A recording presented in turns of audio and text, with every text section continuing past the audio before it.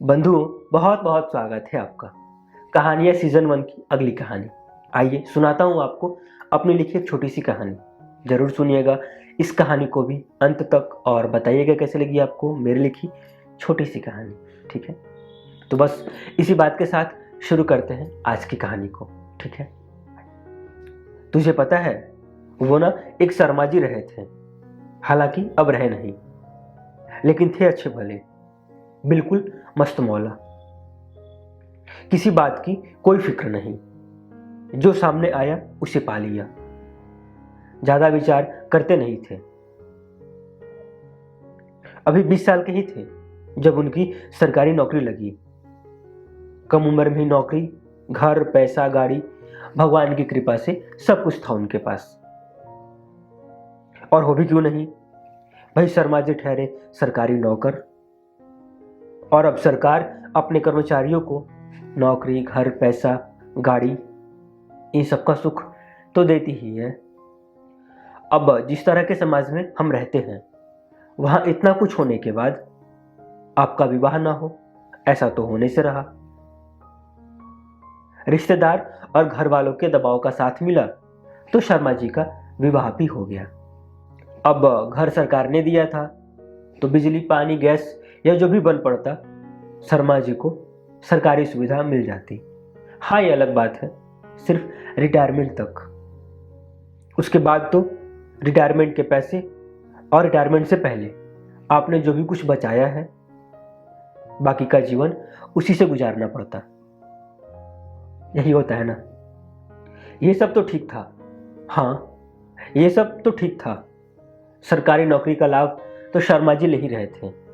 अब विवाह भी हो गया था, लेकिन एक दाम्पत्य का सुखद होना तब तक नहीं कहा जा सकता जब तक वो दंपति एक सूत्र या एक जान से बंध न जाए।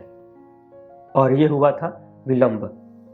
मतलब सब सुख होने के बाद भी शर्मा जी को संतान की प्राप्ति ठीक रिटायरमेंट के 10 साल पहले हुई। चलो, देर आए दुरुस्त आए। बच्चे की उम्र बढ़ रही थी और शर्मा जी की चिंताएं भी, उसके भविष्य को लेकर।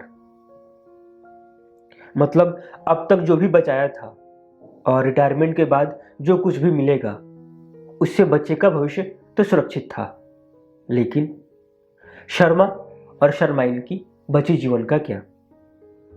उनका समय कैसे कटेगा? और कहते हैं ना, एक से भले दो।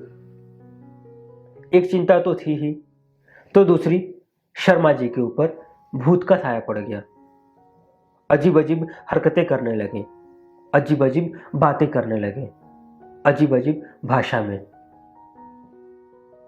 कई बार तो हाथ के सहारे चलने लगते।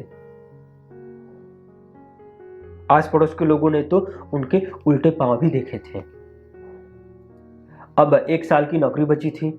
शर्मा जी के ऊपर प्रेत का साया।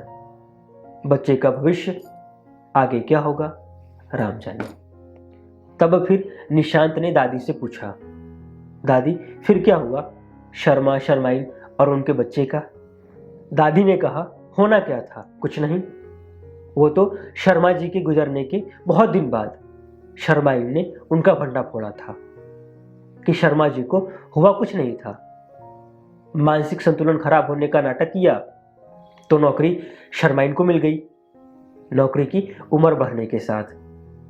और इधर शर्मा जी के भूत प्रेत के नाटक ने उस सरकारी घर में रहने का कोई नाम ही नहीं लेता।